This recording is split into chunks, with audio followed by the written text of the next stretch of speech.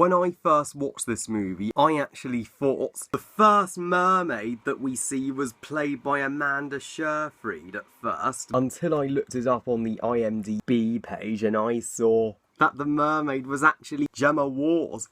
Silly me.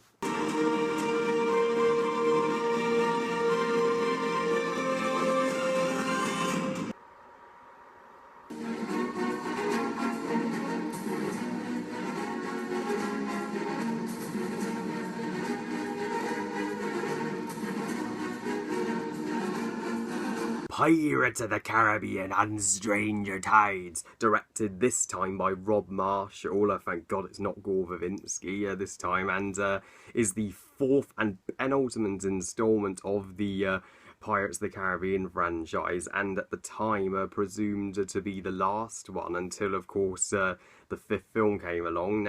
Now, on Stranger Tides tells the story of Captain Jack Sparrow going after the Fountain of Youth after the events of World's End. He teams up with his sort of girlfriend, Angelica, who's the daughter of the most notorious pirate in the Seven Seas, Blackbeard, who is also after the Fountain of Youth, to get eternal life, and he needs the tear of a mermaid in order to do so. Meanwhile, Barbossa wants revenge on Blackbeard for giving him his peg leg, and is now in the Royal Navy, not a pirate anymore, while the Spanish are also after the fountain and intent on destroying it. So yeah, everybody's after this fountain, and thankfully it's a much simpler story than the previous two.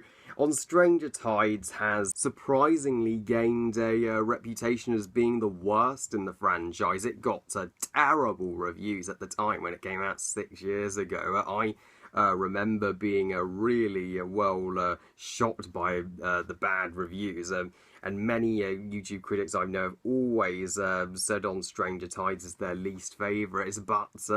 But when me, my mum, my sister saw it all those years ago, we came out just smiling. We were so pleased with how this movie turned out, because I have always loved On Stranger Tides. I am a great and proud defender of it, so I see it as a return to form rather than an unnecessary fourth instalment, as most see it. Is it perfect? Of course not. Is it the best in the series? Not quite. That's still Curse of the Black Pearl. But it's the best easily since the first one. For me, it's a definite improvement over, the okay Dead Man's Chest and the not so good at World's End. Both of them were far too epic, long and complicated. Stranger Tides fixed and took away all of those problems I had with the other two, as this is what I love about the first film. It's just a straightforward narrative of Jack Sparrow and a group of people going after a certain item, which leads to plenty of swashbuckling fun and laugh out loud comedy, and it's actually light-hearted in tone. The darkness from the previous two has thankfully also been taken away, thank God. I think they definitely got On Stranger Tides right as far as what we all want to see in a Pirates movie. Johnny Depp probably gives one of his best performances of the series here. His fourth time round, he's still got it, and the fact that he's not overshadowed by freaking Keira Knightley and Orlando Bloom this time, thank God they were absent from this movie, because their story was completely resolved in at World's End. Thankfully, he gets the most focus and the most times to how cool he is. And one of the biggest things On Stranger Tides benefits from is how many fresh new characters and even a new director in the director's seat. I'm so happy Gore Verbinski decided to quit the series after at World's End, because a new director is exactly what this franchise needed, and Rob Marshall does a stellar job directing for the most part. So he he understood this franchise as well as Gore Verbinski did when he directed Curse of the Black Pearl. And yeah, the new characters here, they are some of the most fabulous in the series, in my opinion. That I don't think they deserve all the hate. I love Angelica. She is awesome. She is way, way, way better than Elizabeth. She's everything Elizabeth should have been but wasn't. And her romance with Jack is actually it's a double-edged sword. It's which what makes it really entertaining. Now let's talk about Ian McShane as the antagonist Blackbeard. He is stupendous.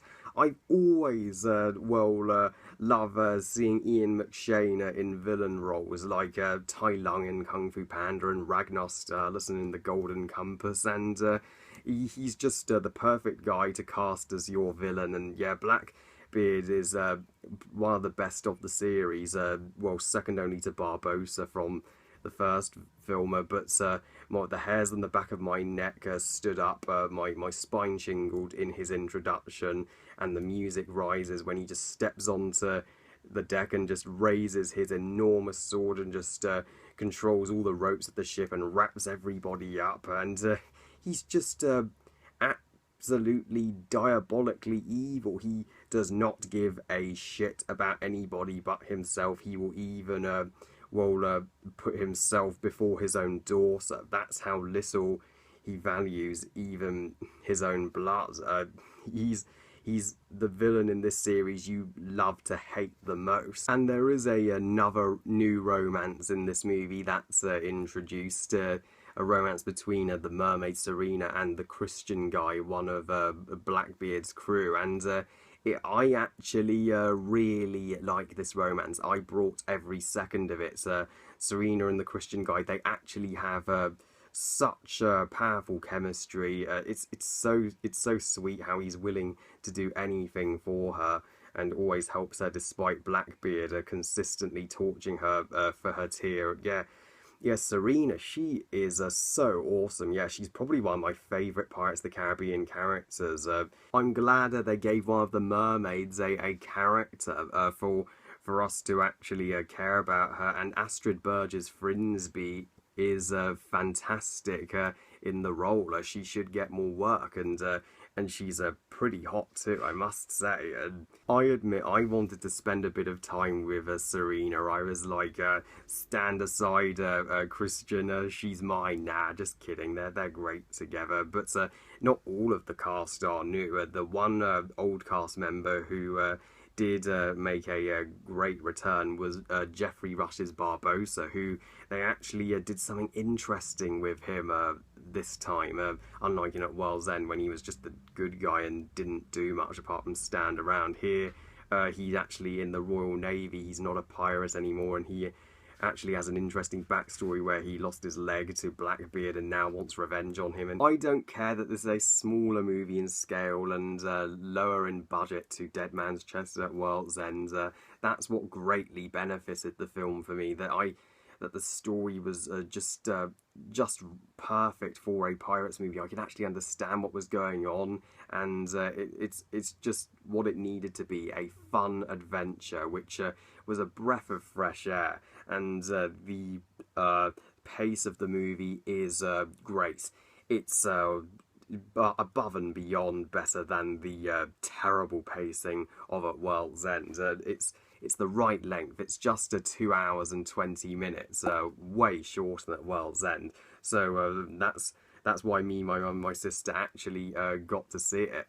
Even if the action takes a step back and it isn't as bombastic as the action in the second and third, that it's still fucking marvellous, and there's more of it this time. I love the opening action scene in London, even Jack's brief duel with Angelica. The final battle at the Fountain of Youth is just terrific, where Barbossa finally gets to avenge his leg. But my favourite action scene in the movie has to be the mermaid scene. The mermaid scene is amazing and one of my top 5 Pirates of the Caribbean moments.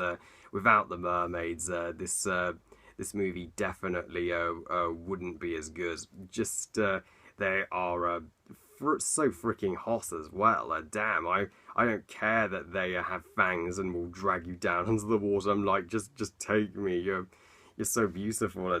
But yeah, the mermaid scene, it's terrifying. It's absolutely intense, and the visual effects on the mermaids with the tail will blow you away. And I do apologise for mistaking Gemma Ward, the first mermaid that we see for Amanda Seyfried. It's just Gemma Ward does look a lot like Amanda Seyfried in real life, and it's funny how these mermaids, just like in The Little Mermaid, when they come onto land, they get legs. You have to admire and respect the crew for not going overboard or with the CGI this time. At least there are some great location shots in a real jungle. That would be another nitpick I had with the second and third. They had too much CGI, whereas this reminded me of the real feel of the first film. That is one way it did recapture the magic. And the lighter tone always makes me come back to this movie much more than the second and third. Thankfully, it is nowhere near as dark as them, and that makes the comedy work so much better. Just especially the moment when Jack, Angelica and Blackbeard are arguing about who's going to jump over the waterfall, and Jack just lunges himself over the waterfall to just get it over with. It's hysterical. And the Hans Zimmer score, of course, is fucking epic. It, as always, Hans Zimmer never lets you down, and the climax and ending actually made me scared and want the characters to survive. It's the most I cared about a Pirates of the Caribbean climax since Curse of the Black Pearl, where Jack has to decide between two goblets which one has Serena's tear in it. So because both Angelica and Blackbeard have been poisoned by Barbossa's sword, and if Angelica drinks the toxic one, but if she drinks the one with Serena's tear, she'll be saved. And luckily Jack does change the goblets round, so Angelica drinks the good one, and Blackbeard drinks the bad one, and it was a genuinely gripping moment. And be sure to check out the post-credit scene. For all the love I'm giving this movie, if I had to point out my minor flaws with it, it would be that the Spanish are kind of wasted. You could have taken them out of the movie because they only appear 3 times, and that's it. And as well as Mr. Kibbs, it's nice to see Mr. Kibbs back, but he doesn't have much to do either. He only appears twice, even less than the Spanish. But aside from them, On Stranger Tides may not be as good as the first one, but it's still a close second. It's way better and more worth watching than 2 and 3, and it's actually the second Pirates movie to break $1 billion at the box office, a new record. So obviously a lot of people did like it, despite all the negative reviews. Me and my friend Angel I Love Movies are still great defenders of it, and I see it as an apology for 2 and 3. And if they chose to end the Pirates movies here, I wouldn't mind. I give On Stranger Tides 4.5 stars out of 5. Shiver me timbers, we're almost at Pirates 5. That will be the next review. Well, I love you guys, thank you for watching, I hope you guys enjoyed this review. And what do you think of On Stranger Tides? Am I alone? Am I the only one who thinks it is the second best in the series, or do you actually agree and think it's underrated? Please comment, let me know. Please like and subscribe, and please follow me on Twitter and on Google+, and I'll see you next time when I review Dead Men Tell No Tales, the US title, or Salazar's Revenge as it's known in the UK, whatever you call it. I'll see you there. Bye guys!